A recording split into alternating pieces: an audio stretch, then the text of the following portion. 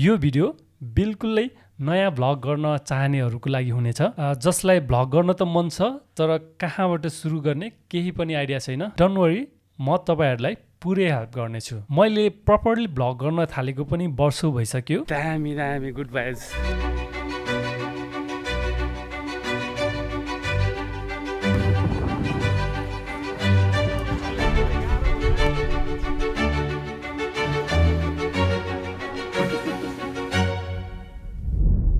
म कोरियामा हुँदा चाहिँ रेगुलर रूपमा भ्लग गर्न पाउँदिन थिएँ, तर नेपाल आएदेखि चाहिँ केही हदसम्म रेगुलर तरिकाले नै भ्लग बनाउने कोसिस गरिरहेको छु। भ्लग दुई तरिकाले गर्न सकिन्छ, एउटा सिरियस तरिकाले र अर्को बिगिनर तरिकाले। सिरियस तरिका भन्नाले प्रपर गियरहरू प्रयोग गरेर, बिगिनर तरिकाले भन्नाले यतिकै गर्दै जाउँ जे छ त्यहीबाट। तर बिगिनर तरिकाले सुरुवात गरे पनि एट द एन्ड पछि पुग्ने भनेको चाहिँ त्यही नै हो। भ्लग जति गर्दै जानुहुन्छ उति नै तपाईलाई सिरियस तरिकाले भ्लग गर्न मन लाग्छ, आई मिन अझ राम्रो बनाउँदै जान मन लाग्छ। आज म तपाईलाई भ्लग गर्नको लागि चाहिने गियरहरूको बारेमा डिटेलमा जानकारी दिँदैछु। हेलो भाङ्रे भ्युअर, म अज्ञात, तपाईलाई भाङ्रे फिल्म मेकिङ एजुकेसनमा स्वागत छ। र आजको हाम्रो टपिक छ भ्लगिङ गर्नको लागि कुन गियरहरू चाहिन्छ। यदि तपाईँ सिरियस तरिकाले भ्लगिङ गर्न चाहनुहुन्छ भने सबैभन्दा पहिला हामीलाई क्यामेरा चाहिन्छ। क्यामेरालाई चाहिने वाइड एङ्गल लेन्स र लेन्सलाई प्रपरली युज गर्नको लागि एनडी फिल्टर पनि चाहिन्छ। अनि साउन्ड क्वालिटी राम्रो बनाउनको लागि एउटा माइक पनि चाहिन्छ। आफ्नो भिडियो र पुरै इन्भाइरोमेन्टको भिडियो खिच्नको लागि एउटा ट्राइपड पनि चाहिन्छ। अनि भिडियो रेकर्ड गर्नको लागि मेमोरी कार्ड र त्यो मेमोरी कार्डमा भएको डाटाहरू कम्प्युटरमा ट्रान्सफर गर्नको लागि कार्ड रिडर पनि चाहिन्छ। तर आजकलको धेरै जसो क्यामेराहरूबाट डाटा केबल प्रयोग गरेर डाइरेक्ट डाटा ट्रान्सफर गर्न पनि सकिन्छ, तर कार्ड रिडर भएमा छिटो र सजिलो तरिकाले डाटाहरू ट्रान्सफर गर्न सकिन्छ। अनि भिडियो स्टोरेज गर्नको लागि एक्सटर्नल हार्ड डिस्क पनि चाहिन्छ। भिडियो एडिटिङ गर्नको लागि सबैभन्दा महत्त्वपूर्ण डिभाइस भनेको कम्प्युटर वा ल्यापटप पनि चाहिन्छ। अनि सबै गियरहरू सुरक्षित तरिकाले यताउता ट्रान्सफर गर्नको लागि एउटा क्यामेरा ब्याग भए भने अझ राम्रो, तर म क्यामेरा ब्यागलाई चाहिँ अहिले अतिरिक्तमा राखिदिन्छु। क्यामेरा ब्याग नभए पनि काम चाहिँ चल्छ। यति सामान भयो भने तपाईँले प्रपरली भ्लग गर्न सक्नुहुन्छ। तर यी बाहेक अन्य सामानहरू भएमा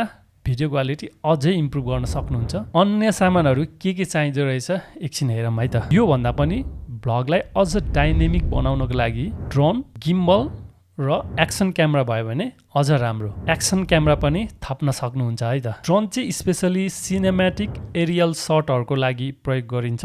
गिम्बल चाहिँ स्मुथ मुभमेन्ट सटहरू खिच्नको लागि प्रयोग गरिन्छ। एक्सन क्यामेरा चाहिँ एडभेन्चर टाइपको भिडियोहरू गर्नको लागि एकदमै उपयोगी हुन्छ। त्यस्तै गरी एडिटिङ कम्फर्ट गर्नको लागि चाहिँ एडिटिङ गर्दा साउन्डलाई राम्ररी मोनिटर गर्नको लागि एउटा मोनिटर स्पिकर वा मोनिटर हेडफोन भए पनि अझ राम्रो। यदि ल्यापटप युज गर्नुहुन्छ भने माउस र माउस प्याड पनि थपेको अझ राम्रो। यदि स्क्रिन सानो छ भने एक्सटर्नल मोनिटर युज गर्नु अझ राम्रो। तर मलाई चाहिँ यति गियरहरू मध्येमा सबैभन्दा पहिला के किन्नुहुन्छ भनेर सोध्नुहुन्छ भने म चाहिँ ल्यापटप किन्ने सल्लाह दिन्छु। यदि तपाईँ होइन म बिगिनर तरिकाले नै भ्लग सुरुवात गर्न चाहनुहुन्छ भने तपाईँलाई मैले अहिलेसम्म भनेको कुनै पनि सामग्रीहरू चाहिँदैन। तपाईँलाई चाहिने भनेको एउटै मात्रै डिभाइस हो, त्यो हो फोन। सायद तपाईँले यो भिडियो पनि फोनबाट नै हेरिरहनु भएको होला। फोनबाट नै तपाईँले आफ्नो भ्लगिङ यात्रा सुरुवात गर्न सक्नुहुन्छ। मैले पनि सुरुमा मोबाइलबाट नै भ्लगिङ गर्न सुरु गरेको थिएँ। यदि तपाईँलाई मोबाइलबाट भ्लगिङ गर्नको लागि भ्लगिङ सेटअप फर मोबाइलको भिडियो हेर्न चाहनुहुन्छ भने म यहाँ माथि आई बटनमा लिङ्क राखिदिन्छु, हेर्नुहोला। कम्प्युटरबाट भिडियो एडिटिङ गर्नको लागि चाहिँ मैले एडोबी प्रिमियर प्रो युज गरिरहेको छु र मोबाइलबाट एडिट गर्नु पर्यो भने चाहिँ म भिएन एप्लिकेसन युज गर्छु। आजको लागि यति नै। यदि तपाईँले केही नबुझेको कुराहरू छ भने कमेन्ट गर्न सक्नुहुनेछ।